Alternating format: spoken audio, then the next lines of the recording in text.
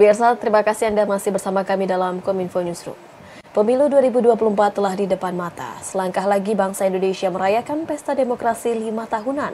Namun gelaran pesta demokrasi tahun 2024 nanti berbeda dengan gelaran pesta demokrasi seperti tahun sebelumnya. Pasalnya untuk pertama kali ini, Indonesia akan menggelar pemilu serentak.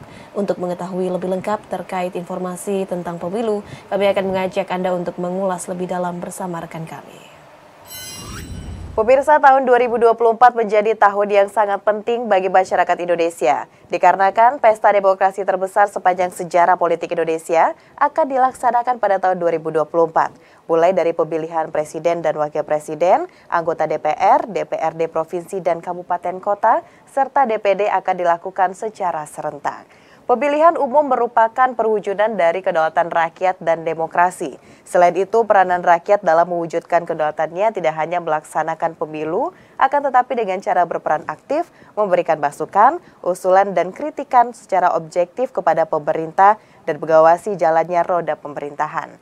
Penyampaian suara dapat dilakukan melalui lembaga perwakilan rakyat, media massa, atau dengan cara berunjuk rasa sesuai dengan aturan perundang-undangan.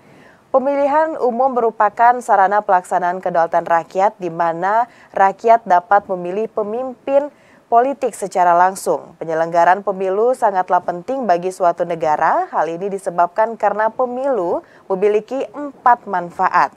Yang pertama adalah sebagai sarana perwujudan kedaulatan rakyat. Tentu melalui pemilihan umum yang diadakan secara langsung dapat digunakan sebagai sarana bagi rakyat untuk memilih wakil-wakilnya. Sarana bagi rakyat untuk berpartisipasi dalam proses politik, sarana bagi pemimpin politik untuk memperoleh legitimasi, dan sarana untuk melakukan pergantian pemimpin secara konstitusional. Pemilu identik dengan istilah luber jurdil. Asas pemilihan umum di Indonesia telah diatur pada bab 2 pasal 2 Undang-Undang Pemilu Nomor 7 Tahun 2017 tentang pemilihan umum. Luber yang artinya langsung, umum, bebas, dan rahasia. Langsung, pemilih berhak memberikan suara secara langsung tanpa adanya perantara. Sedangkan umum, semua warga negara yang memenuhi persyaratan berhak untuk mengikuti pemilu. Lalu kita masuk ke poin yang bebas, berarti setiap warga negara bebas memilih tanpa adanya tekanan dan paksaan dari siapapun. Ada poin rahasia, yakni dalam memberikan suaranya, pemilih dijamin bahwa pemilihannya tidak akan diketahui oleh pihak manapun dan dengan jalan apapun. Lanjut kita pada poin jurdil, itu jujur dan adil. Setiap penyelenggara, pemilih, peserta, aparat pemerintah, serta semua pihak yang terkait harus bersikap dan bertindak jujur, serta sesuai dengan peraturan perundang-undangan. Lalu mengenai poin yang adil, pemirsa, setiap pemilih dan peserta mendapatkan perlakuan yang sama serta bebas dari kecurangan yang dilakukan oleh pihak manapun. Apa bedanya pemilu yang dilaksanakan saat ini dengan pemilu sebelumnya?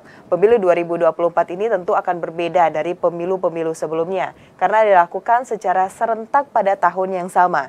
Kita lihat di sini pemirsa, pada bulan Februari 2024 akan dilaksanakan pemilihan presiden dan wakil presiden, Dewan Perwakilan Rakyat, Dewan Perwakilan Rakyat Daerah, serta Dewan Perwakilan Daerah.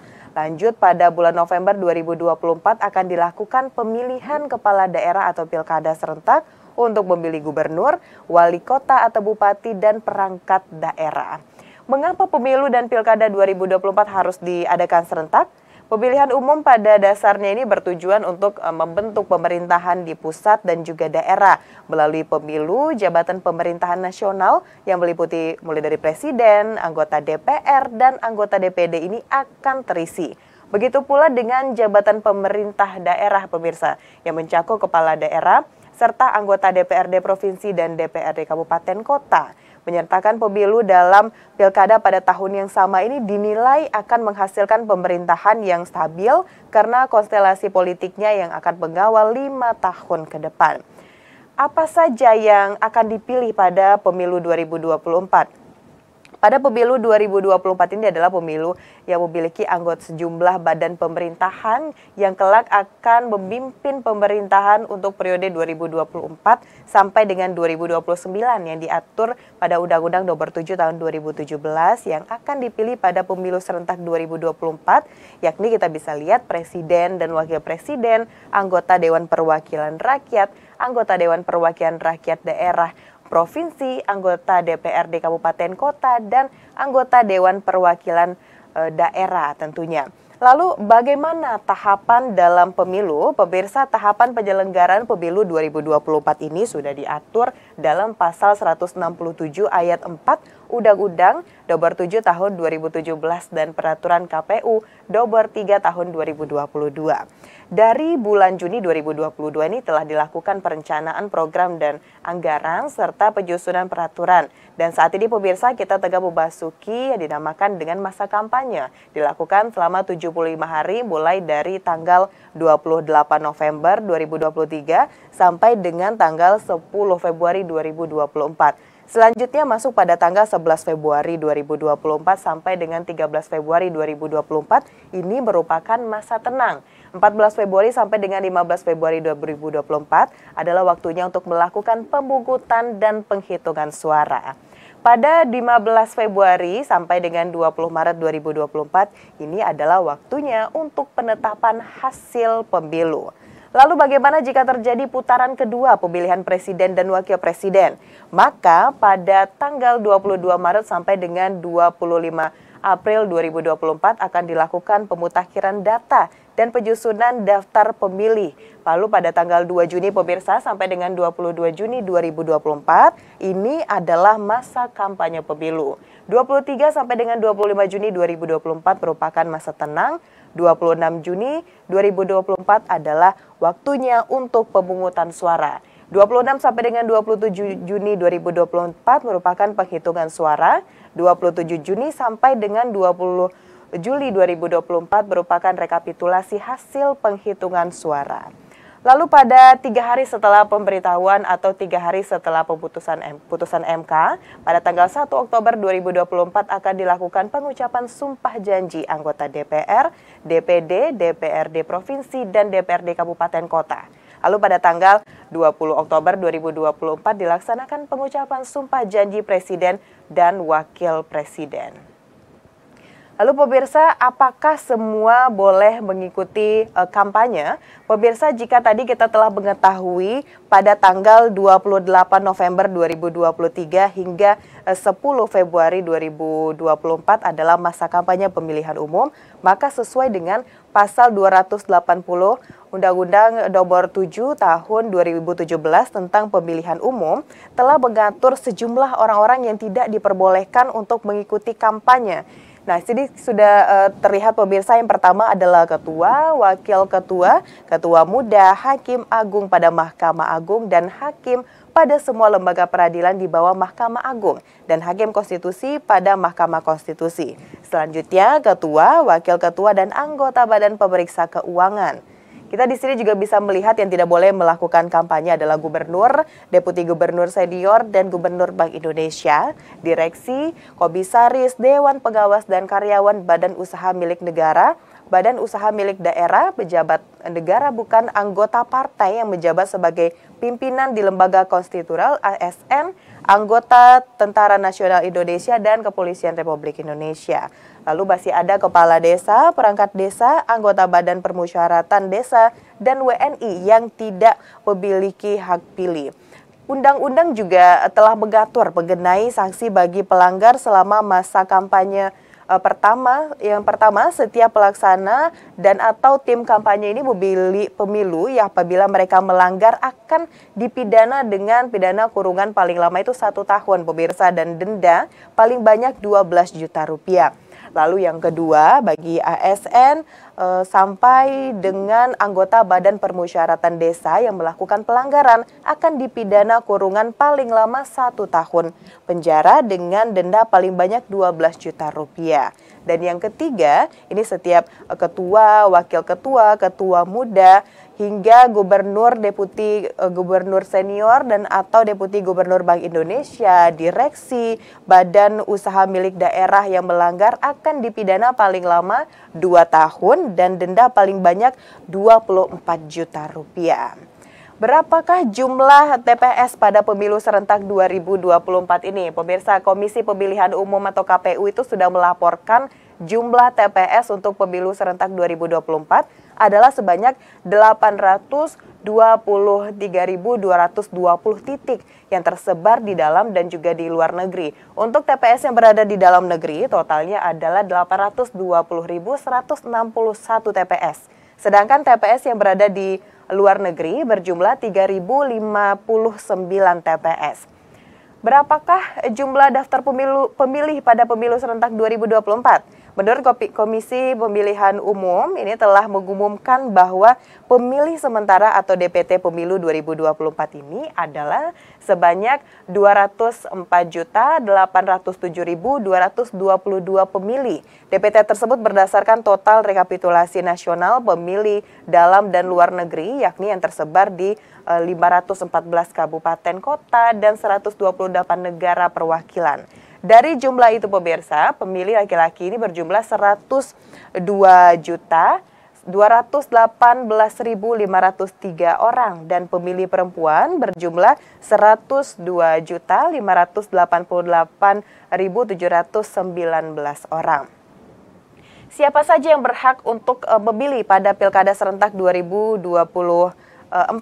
Berdasarkan pasal 1 PKPU nomor 7 tahun 2022, pemilih dalam pemilu adalah warga negara Indonesia yang sudah genap berumur 17 tahun atau lebih. Sudah menikah, sudah pernah menikah atau sudah pernah menikah, begitu pemirsa. Pemilih dalam pemilu ini memiliki hak untuk memilih pada saat pelaksanaan pemilihan umum dan tidak sedang dicabut hak pilihnya berdasarkan putusan pengadilan yang telah mempunyai kekuatan hukum tetap dan berdomisili di wilayah Negara Kesatuan Republik Indonesia. Ini dibuktikan dengan KTP elektronik.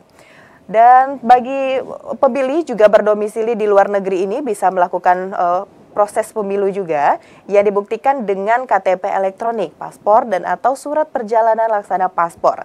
Dalam hal pemilih belum mempunyai KTP elektronik ini, sebagaimana dimaksud dari poin 3 dan 4 tadi, dapat menggunakan kartu keluarga dan tidak sedang menjadi prajurit Tentara Nasional Indonesia atau anggota Kepolisian Negara Republik Indonesia. Supaya tidak salah coblos, yuk kita akan bahas pemirsa seperti apa cara mencoblos yang benar itu, cara mencoblos yang benar dan mencoblos yang tidak benar, serta cara untuk pencoblos yang benar ini sebenarnya sudah diatur dalam PKPU nomor 18 tahun 2020. Pertama, pemberian suara satu paslon dengan mencoblos 1 kali, kolom yang memuat foto dan nama paslon, dan kolom kosong yang tidak bergambar. Lalu tanda coblos diatur sebagai berikut pemirsa. Ada kolom tepat di garis kolom yang memuat foto dan nama paslon pada kolom atau tepat di bawah garis pilihan yang tidak bergambar. Nah, di situ bisa dikatakan suara tersebut sah. Surat suara dinyatakan sah juga apabila ditandatangani oleh Ketua KPPS, diberi tanda coblos pada kolom yang membuat foto, nama, kolom yang tidak bergambar. Lalu di sini kita akan lihat seperti apa surat suara yang sah. Pertama dari pemilihan presiden dan wakil presiden. Pencoblosan dilakukan 1 kali pada nomor urut atau nama, foto paslon atau gambar partai politik. Lalu pemilihan DPR, DPRD Provinsi, DPRD Kabupaten Kota, ini mencoblos juga 1 kali pemirsa pada nomor atau tanda atau gambar partai politik dan atau nama caleg. Sedangkan untuk pemilihan DPD, pencoblosan dilakukan 1 kali pada nomor, nama atau foto calon. Surat suara yang tidak sah jika ditemukan tulisan atau catatan lain pada suara. Jadi untuk surat suara yang tidak sah tersebut pemirsa, beberapanya surat suara yang dicoblos tidak menggunakan alat coblos yang disediakan. Surat suara yang dicoblos ini melebihi dari 1 kolom pasangan calon atau partai politik atau nama calon. Surat suara yang dicoblos tapi dirusak atau dilubangi juga tidak sah, pemirsa.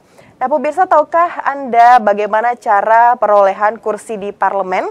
Metode yang digunakan adalah metode Sanslegu yang diperkenalkan pada tahun 1910 oleh matematikawan asal Prancis André Sanslegu adalah metode konversi perolehan suara partai politik ke kursi parlemen atau metode untuk menentukan perolehan kursi partai politik di DPR atau DPRD. Metode ini, pemirsa, berdasarkan perolehan suara terbanyak partai politik dan hasil pembagian diurutkan sesuai dengan jumlah ketersediaan kursi di setiap dapil. Dengan pembagian menggunakan bilangan ganjil mulai dari angka 1, 3, 5, dan seterusnya. Untuk lebih jelasnya, pemirsa, mari kita lihat contoh berikut. Kita umpamakan Dapil Bekasi 1 memiliki 4 partai yang lolos ambang batas parlemen. Partai Apel dengan perolehan 6.000 suara, Partai BIT dengan perolehan 2.700 suara, Partai Ceri dengan perolehan 1.500 suara, dan Partai Durian dengan perolehan 1.000 suara. Dan pemirsa, untuk informasi bahwa di Dapil Bekasi 1 memiliki jatah sebanyak 4 kursi, maka penghitungan akan dilakukan sebanyak 4 kali. Pertama, pemirsa, perolehan suara setiap partai akan dibagi dengan bilangan 1. Maka di sini kita lihat bahwa hasil tertinggi berada pada Partai Apel. Otomatis kursi pertama diperoleh oleh Partai Apel. Untuk menentukan kursi kedua, Partai Apel yang telah memperoleh kursi tadi akan dibagi dengan angka 3. Sementara Partai BIT, Ceri, dan Durian yang belum mendapatkan kursi sama sekali tetap dibagi dengan bilangan 1. Maka hasil akhir dari pembagian kedua dimenangkan oleh Partai BIT yang memiliki angka tertinggi. Jadi kursi kedua ini dimenangkan oleh Partai BIT. Kita lanjut untuk menentukan kursi ketiga. Partai Apel dan BIT karena sudah mendapatkan 1 kursi, maka mereka akan dibagi dengan bilangan 3. Pada Partai Ceri dan Durian karena belum mendapatkan kursi sama sekali tetap dibagi dengan bilangan 1. Lalu hasilnya bisa kita lihat di sini bahwa hasil tertinggi diperoleh oleh Partai Apel. Jadi kursi ketiga akan didapatkan oleh Partai Apel. Lalu kepada kursi keempat, karena Partai Apel telah mendapatkan 2 kursi, maka dia akan dibagi dengan angka 5. Sementara Partai BIT yang baru mendapatkan 1 kursi dibagi dengan bilangan 3. Bagi partai yang belum mendapatkan kursi sama sekali, yakni Partai Ceri dan Partai Durian, itu tetap dibagi dengan bilangan 1. Maka kursi keempat ini secara langsung bisa kita lihat, pemirsa, dimenangkan oleh Partai Ceri. Jadi pemirsa, untuk kesimpulannya, kursi pertama diperoleh oleh Partai Apel, kursi kedua diperoleh oleh Partai BIT, kursi ketiga kembali diperoleh oleh Partai Apel, dan kursi keempat diperoleh oleh Partai Ceri. Bagi Anda yang ingin mengetahui informasi lebih dalam lagi terkait dengan pelaksanaan pemilu serentak 2024, Anda bisa langsung cek dan searching di s.id/pemiludamaipedia.